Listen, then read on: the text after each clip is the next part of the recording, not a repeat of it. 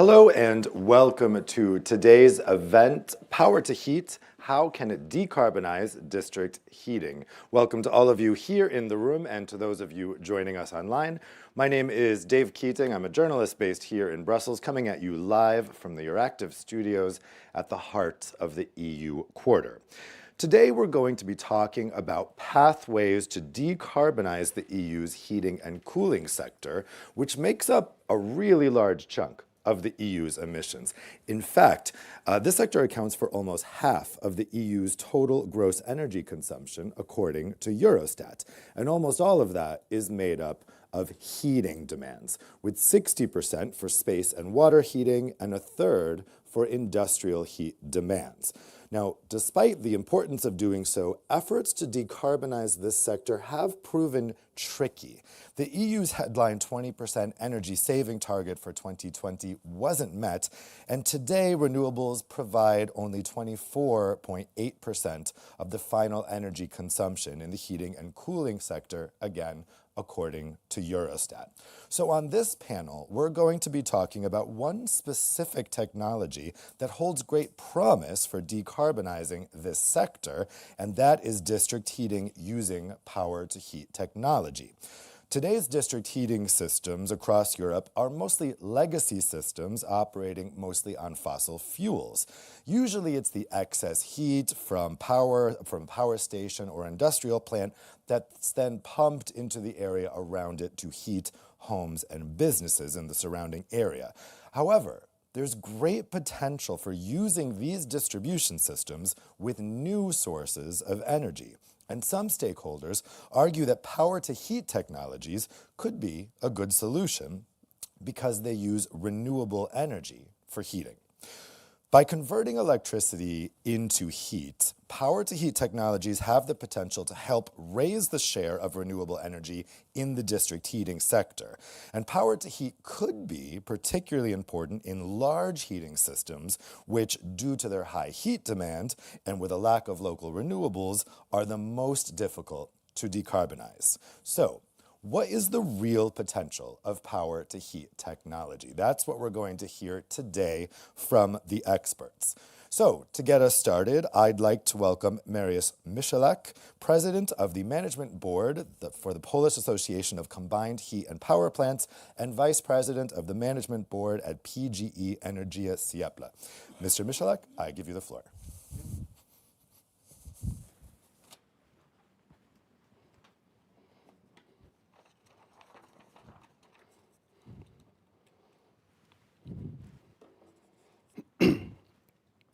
Good afternoon, ladies and gentlemen, gathering here in Brussels and our virtual attendants, and welcome to our conference, Power to Heat, How Can It Decarbonize District Heating? In the EC communication in the 2040 climate target, the EC sees electrification together with the full decarbonization of the energy sector as the main driver of the energy transition. District heating, perhaps a little neglected in the aforementioned EC communication, is an important pillar of the energy system.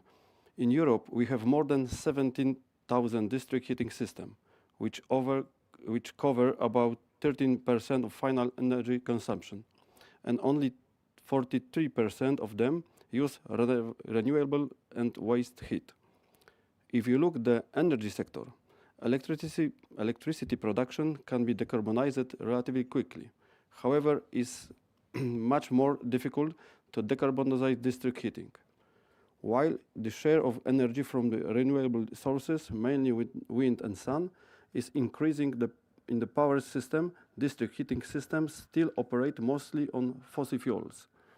In my opinion, this must change in the coming decades, and the Power to Heat shows how renewable energy can also be used for heating. Therefore, the decarbonization of district heating with a criteria pathway for efficient district heating system will be one important element in achieving the climate targets.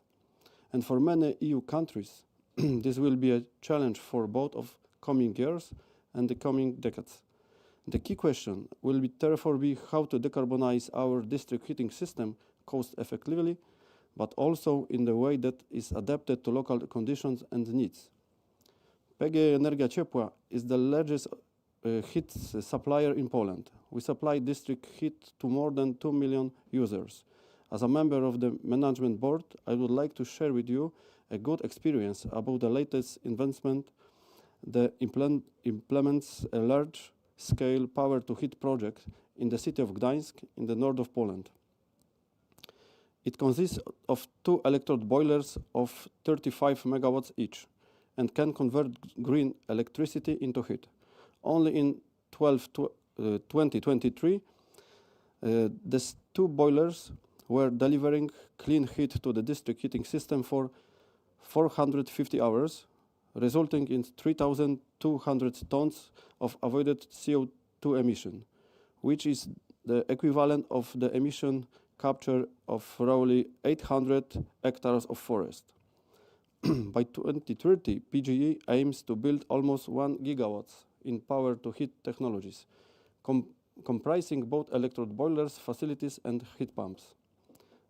The advantage of these boilers is that they allow the decarbonization of district heating and contribute to RES deployment to achieve the required shares of renewable heat to meet the criteria of efficient district heating systems. Moreover, electrode boilers working with an energy of heat storage system can use the surplus renewable electricity present in the power system to produce green heat and supply into the district heating network at the time of demand. What is more, in Europe, we are also increasingly experiencing the requirement of renewable electricity to achieve climate neutrality. Europe needs 3,760 terawatt-hours of clean electricity in order to electrify more than 50% of the European economy. We cannot afford to lose any single megawatt-hour of clean energy. Here again, electrode boilers can be a way to reduce curtailment and increase the potential for using clean energy. In conclusion, I would like to further emphasize that to achieve climate neutrality and meet the criteria of efficient district heating system, it will be necessary to use all possible technologies, and power to heat is one of the solutions. It will also be important to ensure that the electricity used in power to heat solution comes from renewable sources. Here a flexible approach will be advisable. Both PPIs and guarantee of origin are a good solution to confirm renewable character of electricity used to produce heat. I hope that this experience will be a good start to our discussion about the potential of power to heat in the decarbonization of district heating.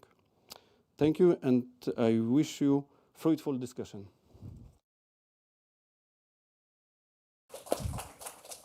Thank you very much, Mr. Michalak. So now we're going to move on to the panel discussion.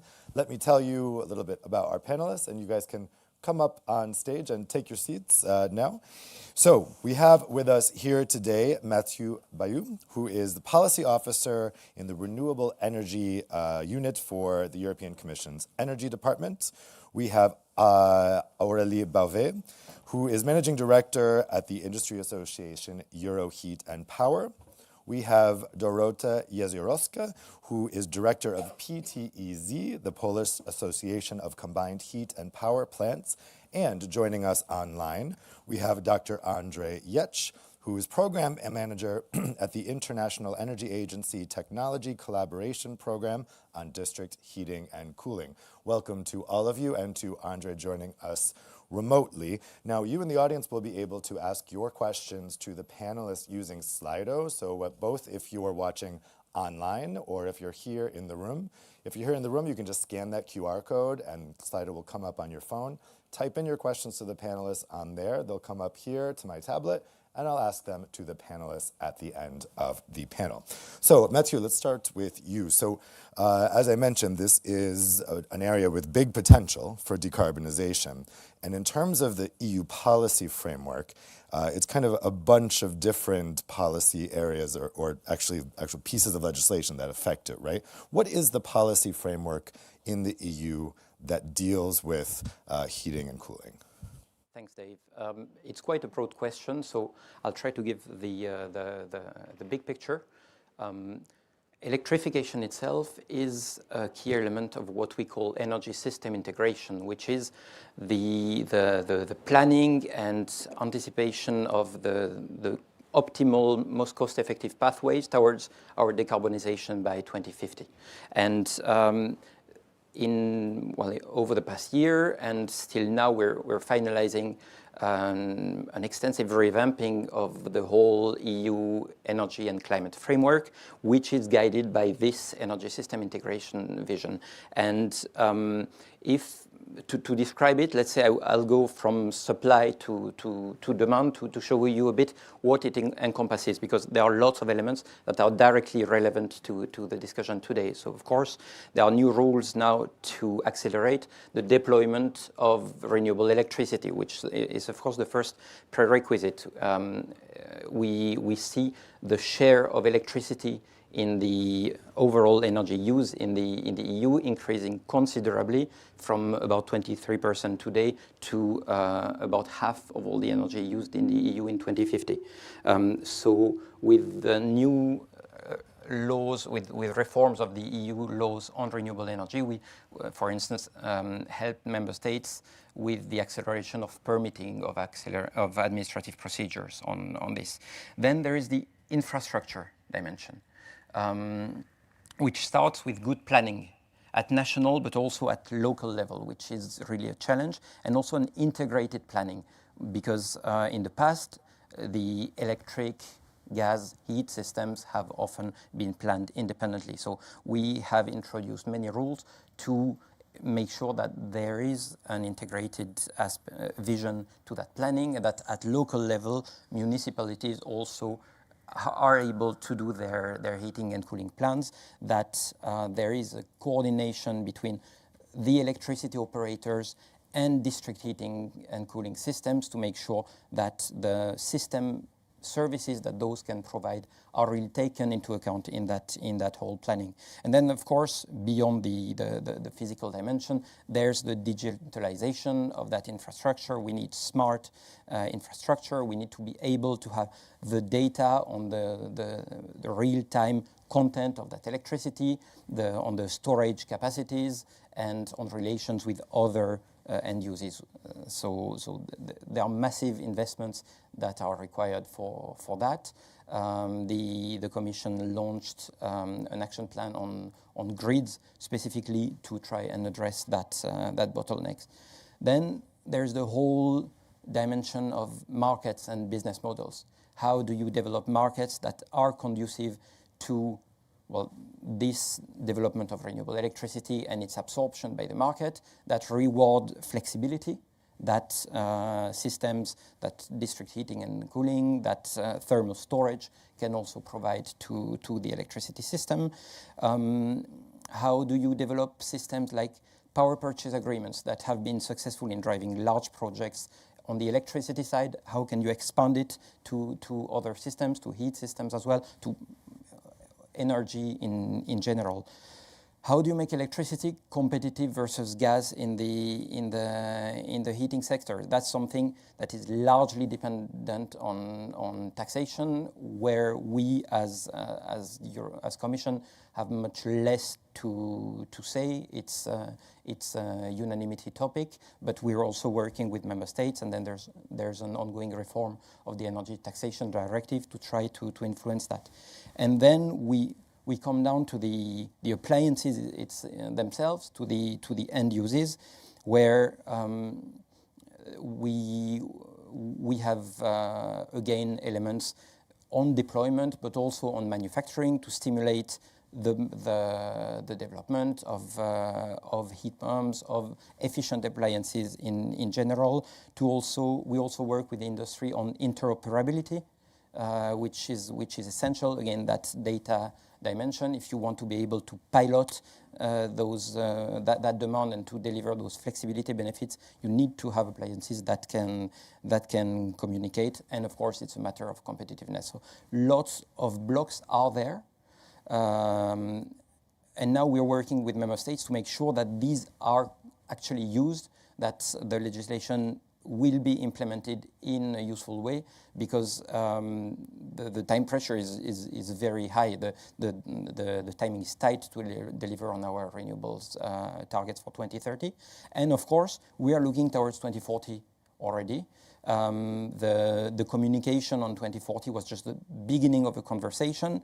We have the European elections, so we cannot know what the next Commission will be, but we already have strong elements in place for 2030, and we're trying to think about what could be the options for 2040.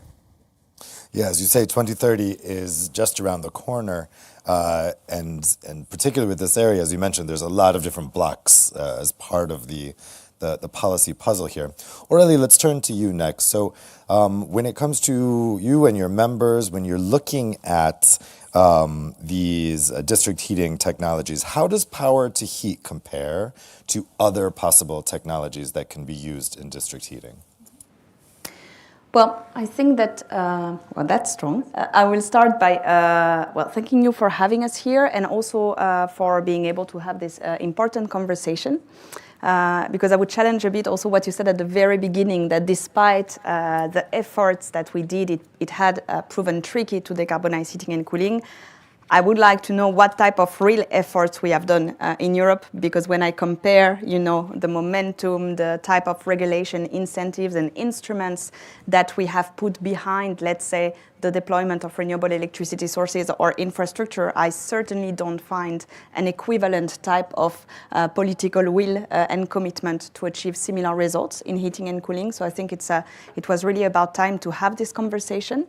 And indeed, the deployment of renewable electricity sources has now also opened new opportunities to decarbonize district heating and cooling, and to decarbonize heating and cooling at large, because that's really what is at stake. And the benefits are really multiple. Of course, the most obvious one, which Mathieu alluded to, is this energy system integration. And it's true, it's important to say that energy system integration is not only electrification, it is actually more and more being a question of what can we do with all this electricity and how can we convert it into something else. And so here as well, the nuance in the terms is absolutely essential. And we already had in the district heating sector some good tools and technologies which were enabling this balancing of the electricity system. So cogeneration units were already actively supporting electricity system in many countries. The e-boilers are not a new technology. We already have some systems which are developed. It was mentioned in Poland, but also very close by in the Netherlands, where you have a 150 megawatt boiler operated by Vattenfall. And for example, it's very interesting to see what it does. It basically activates when you have excess production of solar and wind. And when it does, the CCGT unit is ramped down, so it's direct gas saving for the heating system in Amsterdam and direct defossilization of the buildings.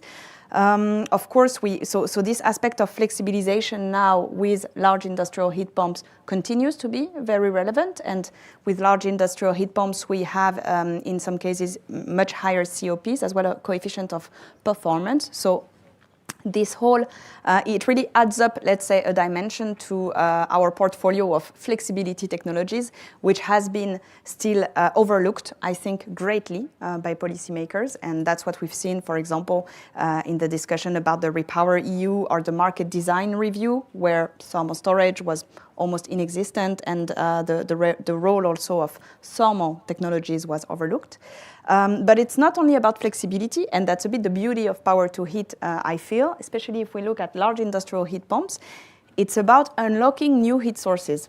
And with it, not only we can play with the interface with the electricity system, but we can create new sources or use sources that we could not use before. Certain type of geothermal energy, which were with lower temperature, excess heat from residential buildings, tertiary and industrial buildings, and excess heat has been quoted recently in a study as Europe's largest untapped energy source.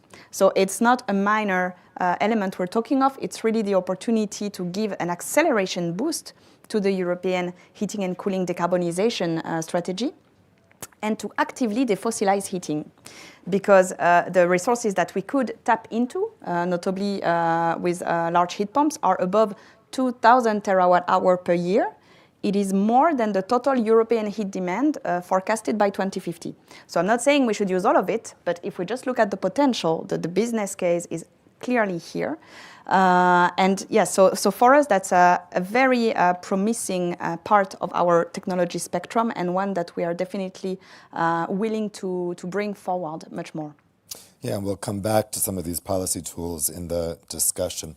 Dorota, let's zoom in now on the situation in Poland. So we heard in the opening remarks about the district heating situation in Poland. What might the transformation of the district heating system in Poland using this technology look like?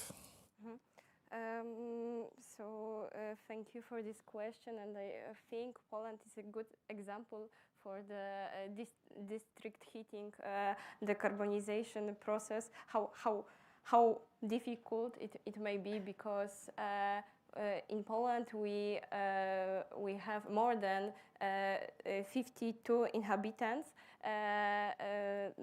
They have heat from district heating system. It's more than half of our society, and all of regulations and all of requirements interfere very strongly on the society and in general on heat prices. And what is important in our case, in Poland, many people have heat from district heating system.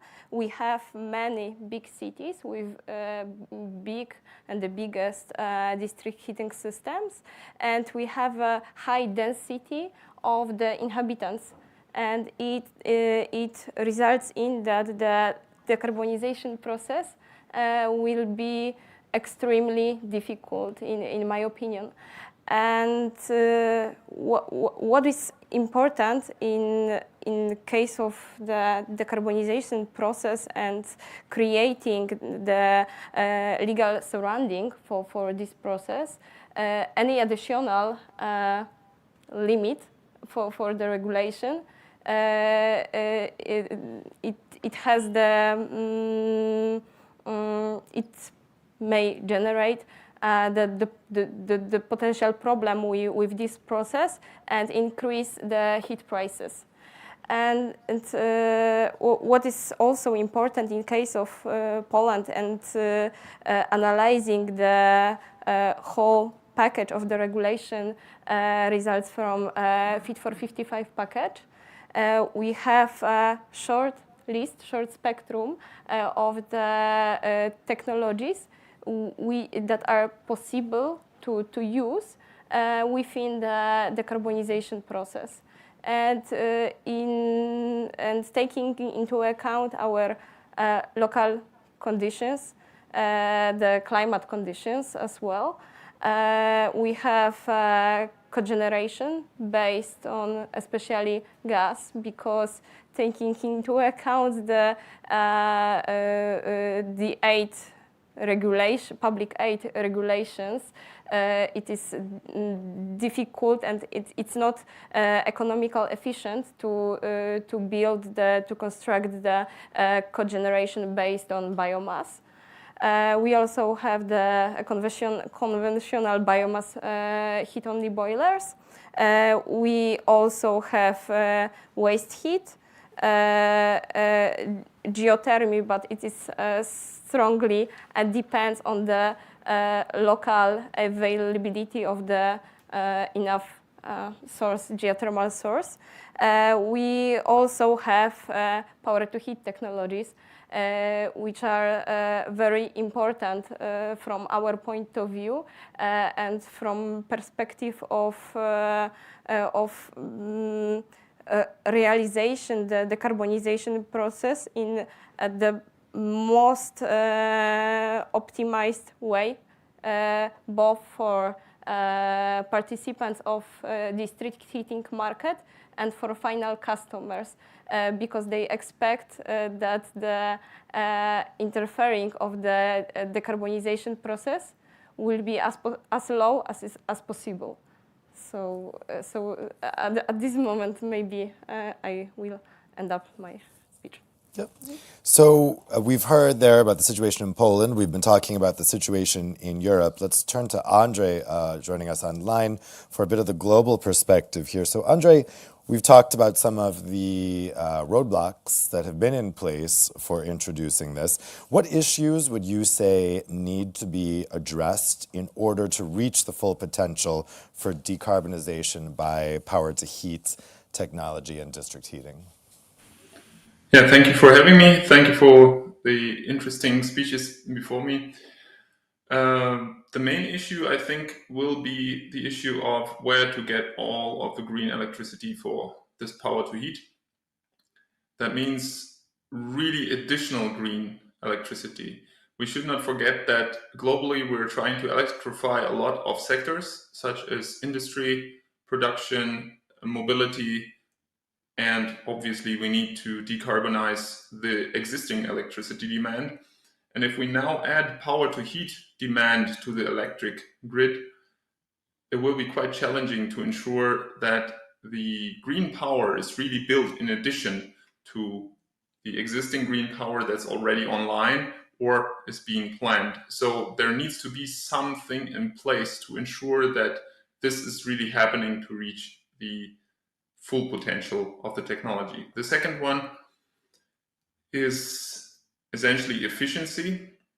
While we're talking about boilers, they are very flexible, and I think they're a good solution as peak load suppliers. However, they are quite inefficient. So electricity is a very high value energy form. Heat is quite low value, and space heating is very low value. So using very high quality efficiency energy to supply very low quality demands is not efficient. Even if we're using green additional electricity, this might pose a problem because everything, I want to give an example. Just imagine you're using wind power to heat something. If you're using an electrical boiler, instead, for example, of a large heat pump, in a district heating network, you're using about 3 times as much electricity.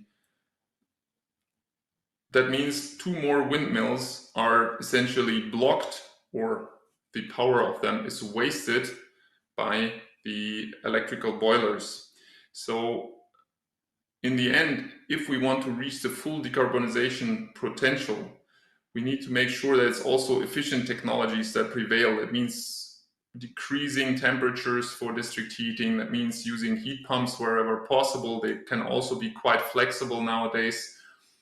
And using these large boilers only when there is peak demand and nothing else really works, because green electricity becomes a scarce resource if everybody wants it. And if it's used up, who fills the gap is obviously the fossil fuels. Furthermore, obviously, apart from the supply issue, we have the demand management. So how to stabilize the electrical grid. There's not so much storage in the electrical grid. District heating and cooling can provide a storage option by transforming electricity into heat at times of excess electricity or high electricity production, and storing it for times when electricity production is rather low from green sources. So that can help a lot, but also the electrical grids need to be upgraded. And here I think there needs to be a way essentially how to make the grid upgrade as effective as possible, so that not every road has to be dug up. And there I think also district heating and cooling can play a big role by having centralized generators instead of decentralized generators that would need an upgrade of the whole electricity grid all over the country. In Canada, they have calculated this the costs for going to decentralized heat pumps in comparison to, for example, heat pumps at district heating level is much higher for the grid expansion. So I think there's also something that needs to be done. So to summarize, there's a lot of issues still at large. This is not a complete list, what I've just said. We also need updated legal frameworks, etc., etc. So as Aurélie said, we need a harmonized approach to this in order to really reach the full potential that is vetted, that is tested, that is efficient, and that makes sure that the electricity going into these systems really green. Thank you. Yeah, that makes sense. So Mathieu, let me put some of the points that have been raised to you. I mean, you mentioned that we have a new commission incoming. So in terms of the 2040 target, in terms of next steps for legislation, we have to wait and see what the new college will bring. But in hearing some of the things that have been laid out in terms of some of the obstacles, how could policy decisions by the commission in the next term help to address some of the things we've just heard about? So if I start from the last one and André's comments, I completely agree on the issue of scarcity in general and the pressure on the electric system as a whole. And I think the concept that we outlined in the energy system integration strategy was a kind of pyramid, where first you maximize the potential for energy efficiency, energy savings, and also direct use of renewable energy for heating, be it geothermal energy, ambient energy, solar thermal energy. Then the next block is electrification of the end uses. But there will be a lot of demand from other sectors, transport as well.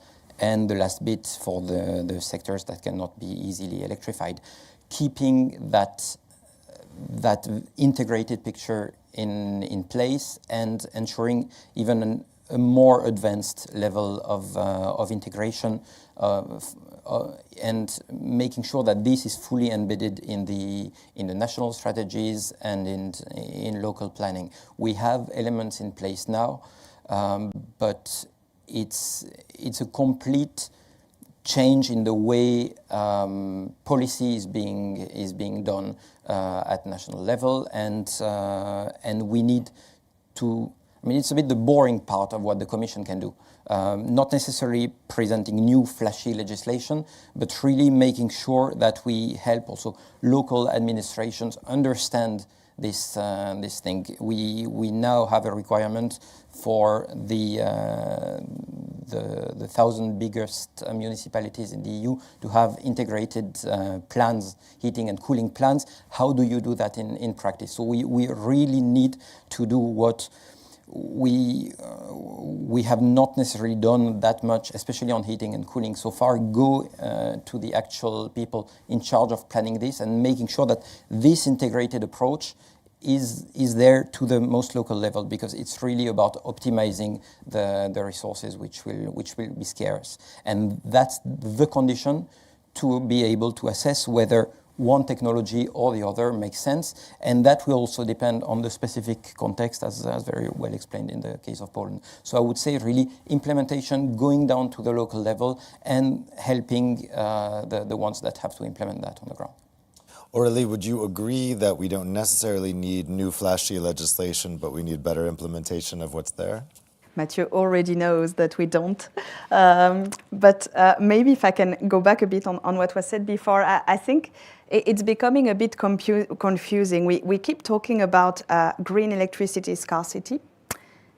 And I'm really wondering, is that really the problem? Because yesterday we were at this event organized by the Commissioner on the Repower EU, and what the electricity sector was not that saying was not that at all. The solar and wind sector was saying, please electrify. They want an electrification roadmap. They keep talking about electrification. It doesn't sound like they're scared that they can provide. A lot of situations where grids are under pressure, including, to my knowledge, in Poland, are not about too much demand. It's about getting those capacities on the grid and connecting those solar and wind capacities to the grid rather than being able to satisfy a demand that is not there. So I think, on the contrary, maybe, I don't know where exactly is the issue, but the pressure is not coming today, at least, from a booming electricity demand. The pressure is coming from the fact that we are not able to create this demand. And that's exactly what power to heat can be and is. It's the capacity to absorb this electricity that is today otherwise curtailed. And yesterday, the CEO from the Renewable Grids Initiative, she said clearly, if we are not able to create more demand for renewable electricity, we will not install more capacities. Because what they see is the bottleneck, is the lack of demand. So at some point, there was this idea that hydrogen would be, the big absorber of all of that. It will be in some cases. There are not so many projects yet kicking in, but it's starting.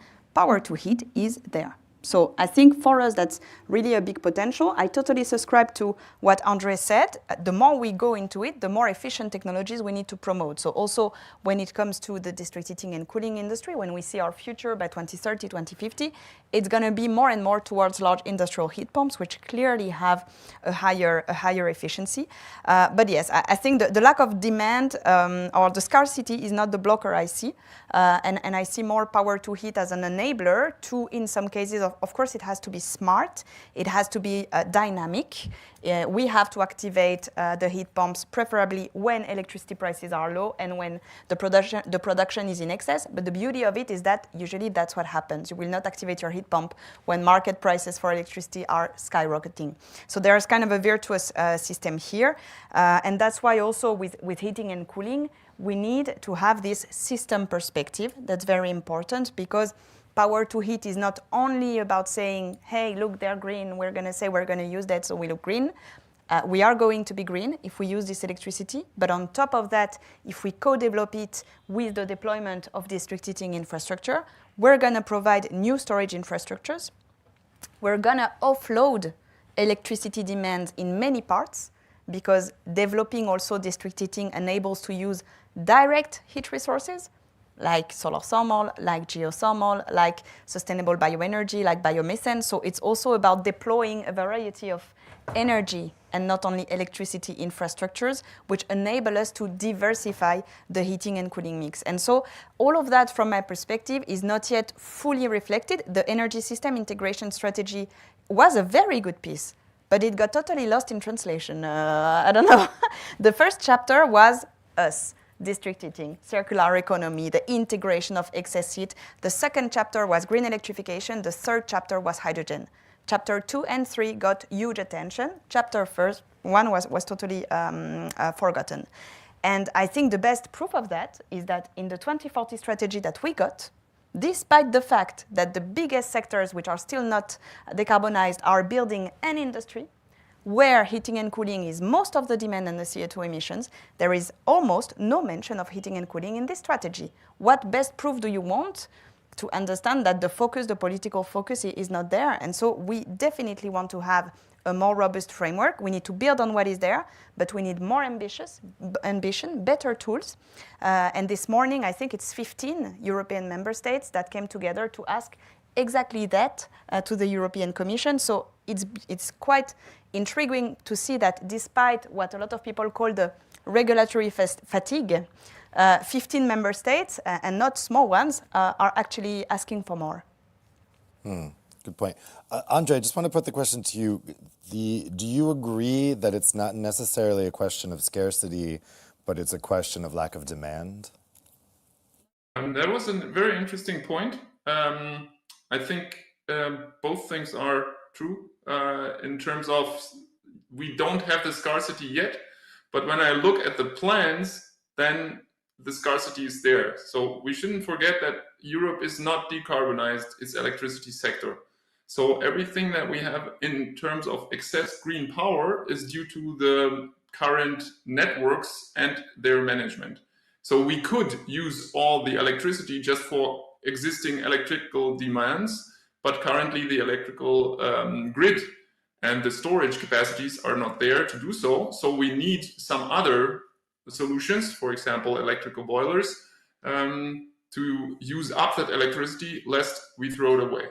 So I fully agree that if the solar and wind producers say we can build more, we need more demand, these electrical boilers as an interim solution are a good one. Also, they are probably quite cheap. I think everybody has this small electrical boiler for the teacup at home. It's essentially similar technology. But in the long run, they shouldn't play too big of a role, and we should keep in mind that we run into a situation of scarcity in the future, and the current scarcity is only due to network and storage restrictions. Well, on that topic, Dorota, when people think about electrification of heating, probably the first thing they think of is heat pumps, right? And heat pumps have come up already in this discussion. Are heat pumps alone enough to get us to the electrification of heating? Mm-hmm. So Andrei talked about electric boiler as well. So we see the different rules both for large-scale heat pumps and, of course, for example, the installation, hybrid installation in the buildings. It means heat pumps and photovoltaics and district heat, which that is provided to the building, and large-scale heat pumps, as I said. But in general, heat pumps, we see the role of heat pumps in the basis of the system. So in general, heat pumps work all the time. And in the other way, we see the role, very important role, of electric boilers. Because electric boilers, in cooperation with heat storages, for example, it's a very good way to balance the national power grid system. And for example, in last 2 months, because of the essential reduction of the electricity production in Polish power grid, we lost almost 300 gigawatt hours of renewable electricity. And electric boilers are the best solution for balancing the national power grid. And we see the role of the electric boilers in district heating system as reserve peaking capacity. But what is important from our side, we as producers, as operators of district heating system, we need to achieve next milestones of the criterion of efficient district heating system. And in my opinion, we cannot lose each megawatt hours of the renewable electricity.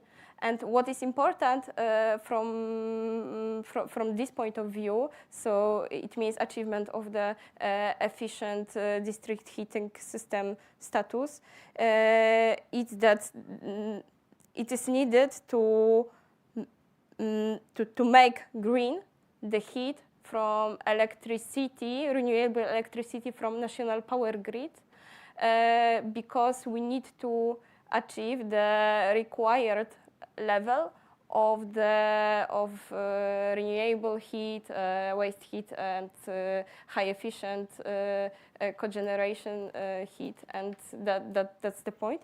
And if I can say something more about the issue of the potential amendments in the regulation surrounding, from perspective of the timeline of the decarbonization process, from perspective of investment processes that last,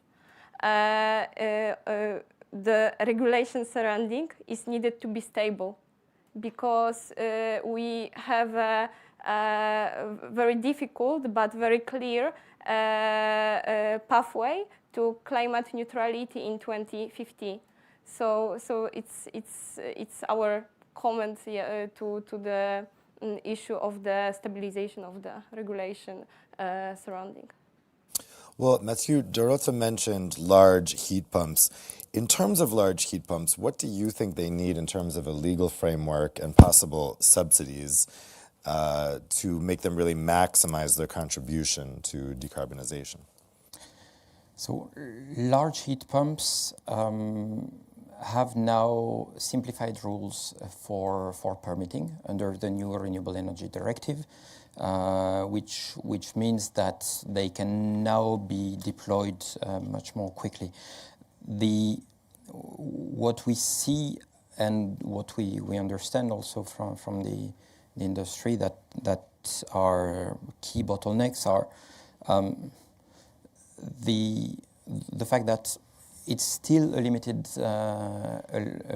market, and for an industry or a user, let's say an energy consumer, there's a lack of standard plug-and-play solutions.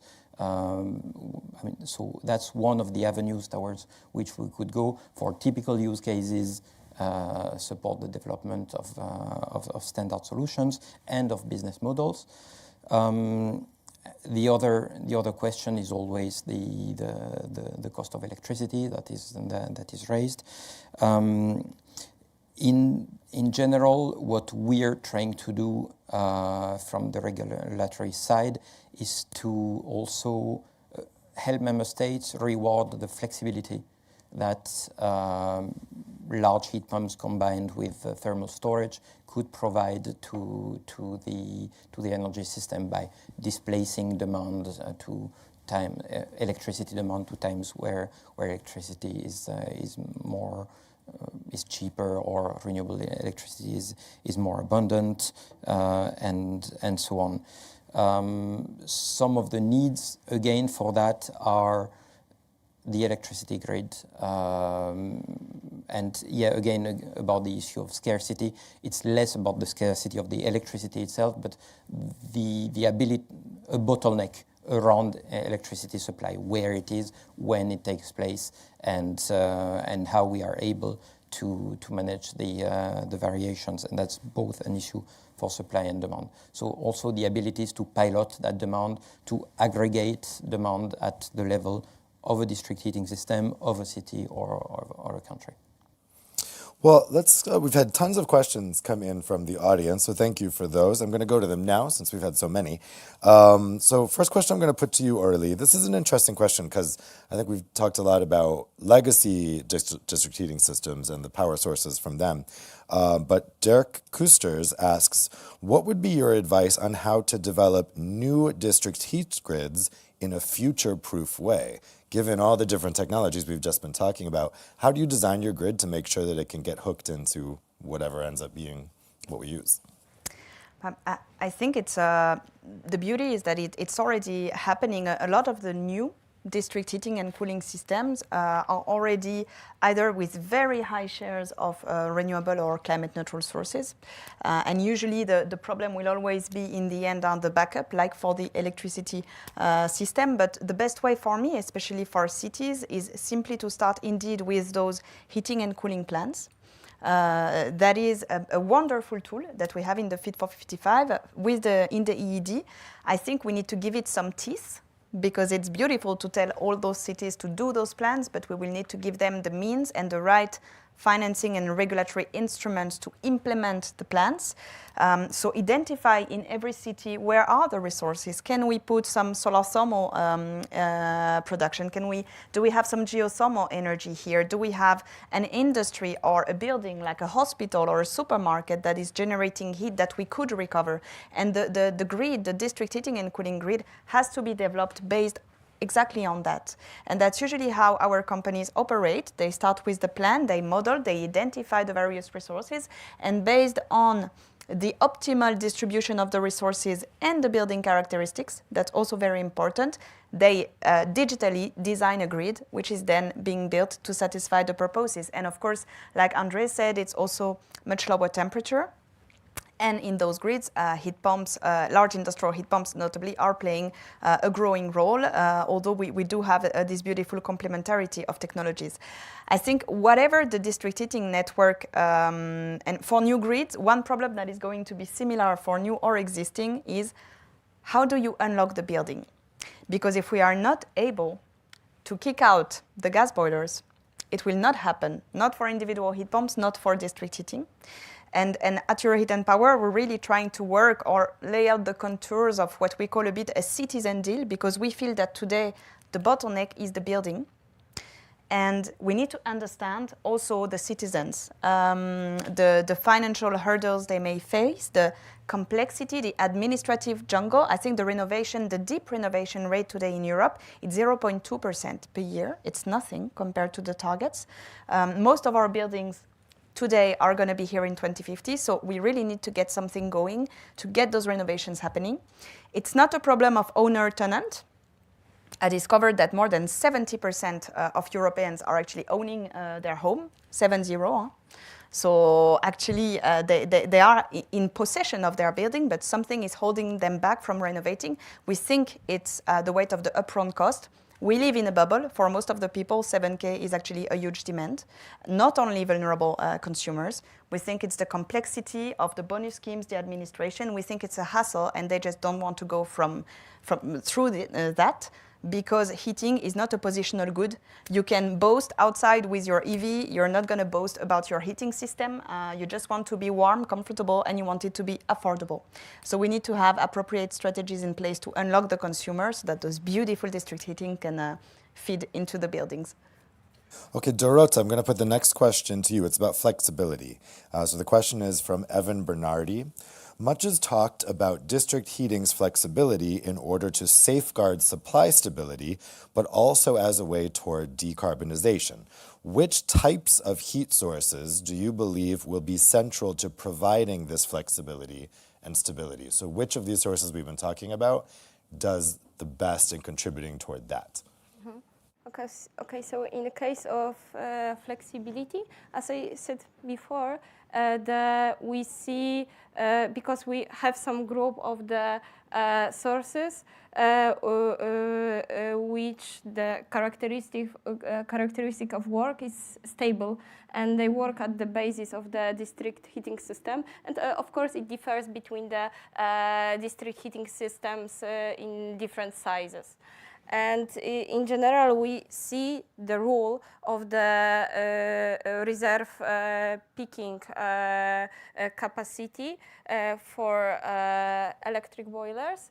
And what is important in this case, capital expenditures for the electric boilers are really low. It's for example, of course, it's a different type of work, and it's difficult to compare electric boilers and large-scale heat pumps. But the electric boilers are about 6 to 7 times cheaper than large-scale heat pumps. And it results in the heat prices, in the general costs of the transition process, and in consequence, the heat prices for the final customers will be lower than, for example, using the different heat sources, for example, gas heat-only boilers, which also can deliver the flexibility for the district heating system. But in my opinion, it's better to construct and to empower the district heating system, but by electric boilers empowered by renewable electricity than gas heat-only boilers. Well, you mentioned the end prices for consumers, which is the topic of the next question, which I'll put to Andre. So this question is from Ditta. How do different types of technology choices translate to the end price of heat, looking at both CapEx and OpEx? which clean heating source is the most cost-effective for district heating and individual households? Yeah, well, if I knew, I'd probably be much more in demand. I think it's not a simple question. The main thing I think we need to understand from a scientific perspective that prices are essentially largely politically made. So if you're looking at energy prices, the production prices are, for example, just note for coal or even for wind power, coal is like 3 euro cent per kilowatt hour, and I think solar and wind are below 7 cents per kilowatt hour, and we're paying for heat easily above 10 now already, when it's based on CHP and gas peak boilers, and it's likely going to rise. For electricity, we pay 50 cents per kilowatt hour. So there is a large gap between production costs and the costs that the consumer pays. I think a smart mixture of technologies needs to be found out by heat planning for every single situation. So every city has a different climate. Every city has different heat sources available in terms of excess heat, geothermal heat, potential for solar thermal. And depending on the circumstances, some technologies become cheaper, others are more expensive because the circumstances essentially dictate the surrounding work. Therefore, I'd say there is no clear answer. The only thing that we can already say, for example, indirect electrification by hydrogen boilers is probably going to be the most expensive solution of them all. And then we have to see how essentially the district heating operators mix their sources and what they build in order to provide cheap heat. Also, I think an important point is that individual systems will lack the flexibility that district heating can provide. So if you buy now an individual heat pump, you're locked into using the electricity in that heat pump whenever you need it. In district heating networks, you can have a large storage. And for example, you can use the cheap electricity from maybe half a day ago to produce your heat and create lower prices, even if considering network losses and network costs. So in summary, there is no easy answer, but I'm pretty sure that the district heating operators will try to provide the cheapest climate neutral heat possible, because that's in their interest, also in order to supply, to ensure customer satisfaction and grow their business.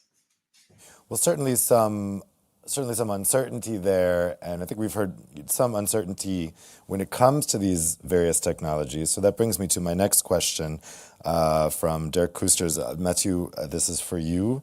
I think this is referencing the Green Claims Directive, which I don't think is your department, but let's see if you can answer this. So the question is, what is the outlook on legislation on carbon emission reduction claims that could be made by waste heat suppliers? Is it something that's being thought about? Absolutely no idea. Next question. Well, Aurélie, do you have any thoughts on how you would actually quantify green claims on this? One thing that I know is that we're not doing enough in this regard, and that when we discuss with municipalities, it's often a question they ask us. They're a bit hesitant when it comes to recovering waste heat because they don't know to which extent they're going to be able to value it. They have the GOs, they're not necessarily having similar, they don't have similar tools when it comes to waste heat. And so I know it's a question for local authorities. They have a lot of uncertainty as to how they can value that, and it is becoming a blocker for the projects. That's for sure. Okay. So Matthew, I've got 3 questions for you here, which I think are your department.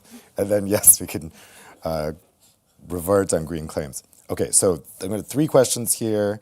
If you need me to repeat any of them, just let me know. So first question is from Peter Damians. How does the Commission plan to integrate small modular reactors into its heating policies?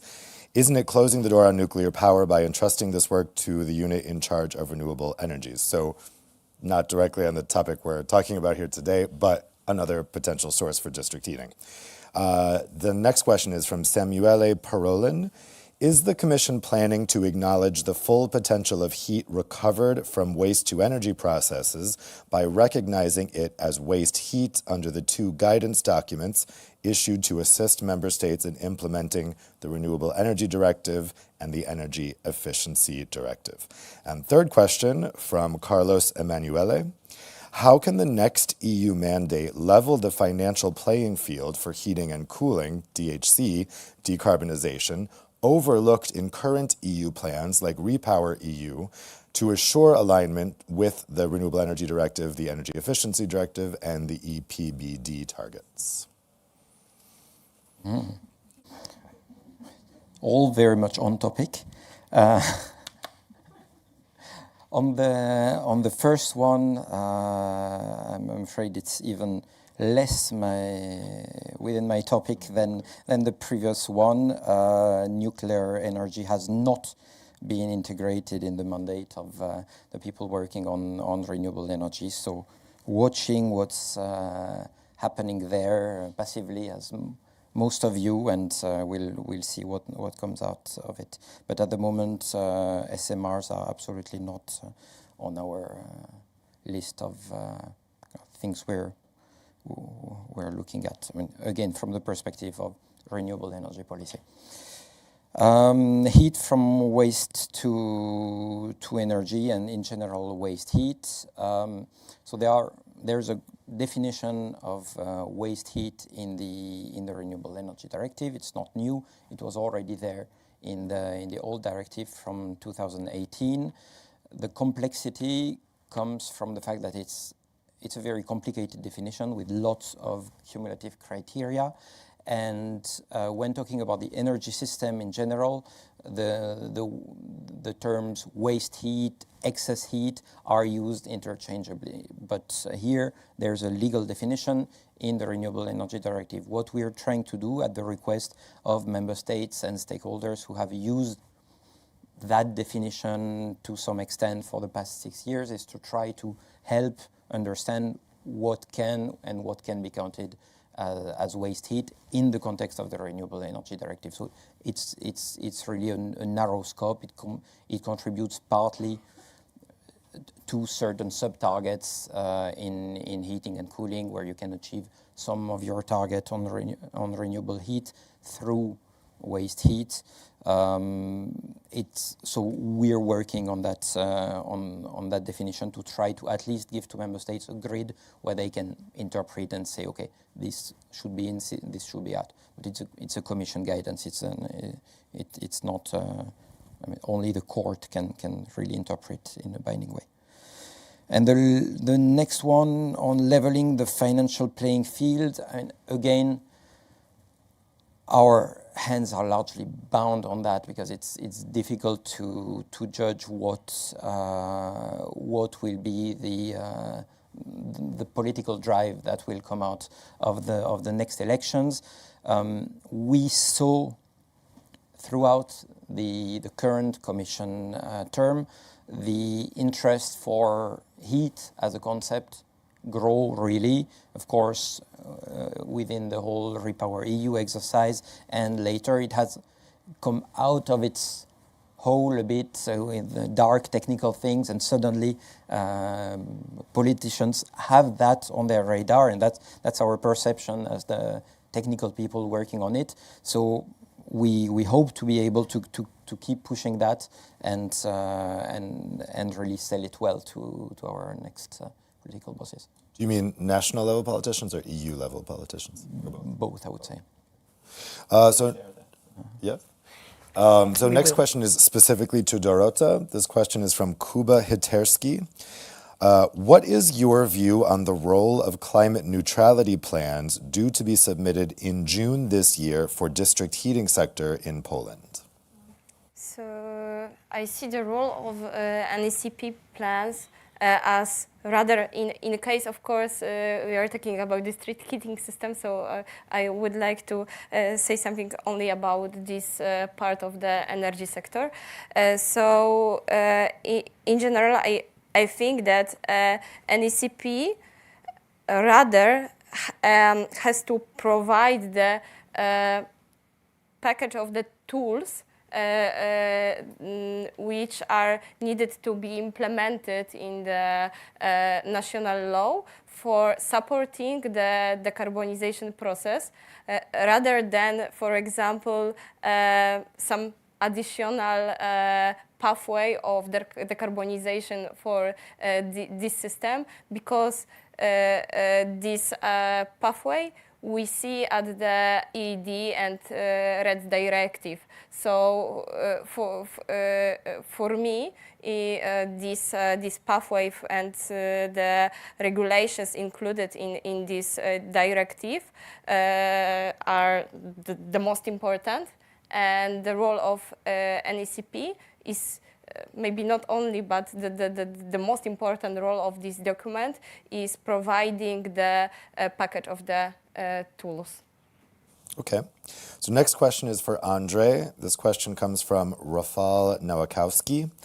Do you see the additional potential of combining electric boilers with heat storage for electricity storage in the form of heat to support electricity operators when there is excess of renewable energy sources in the power grid? Yeah, thank you for the question.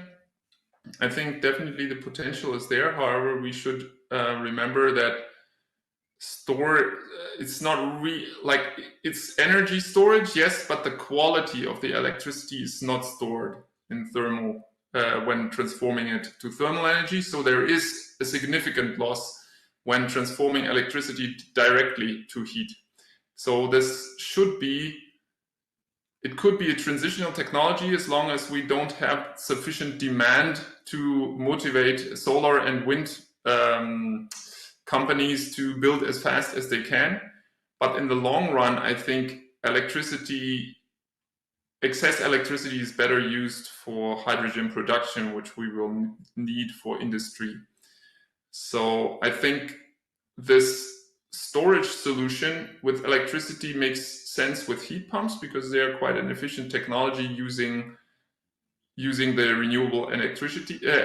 They can also use excess heat. They can also be quite fast. I just learned last week that we have in Germany a heat pump that can now ramp up and ramp down in about 15 minutes, which is not so bad.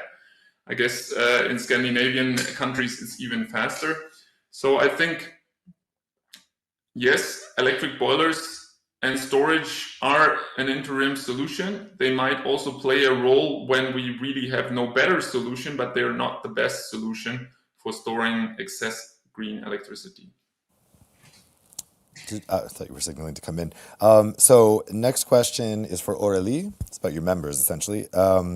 Question is from Raili Kajaste. Many electricity grid operators and district heating companies are natural monopolies.